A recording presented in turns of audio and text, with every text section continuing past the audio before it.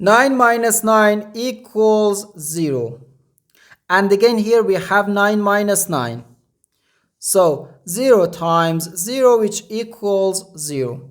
But this answer is not correct, because according to the order of operations, first we have to do parentheses, then exponents, then multiplication or division, and the finally addition or subtraction. Remember that multiplication and division have equal priority and we have to work from left to right. And the same applies to addition and subtraction. In this expression, we have two subtractions and one multiplication. According to the PEMDAS, multiplication has higher priority than subtraction, because multiplication comes before subtraction. So here, first we have to do this multiplication, then this subtraction, and then finally this subtraction. If we do this subtraction or this subtraction before this multiplication, it is wrong.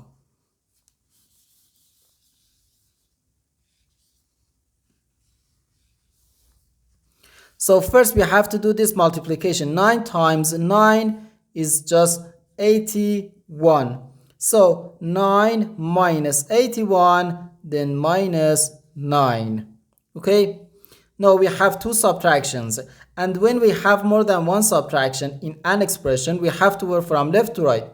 So here, first we have to do this subtraction.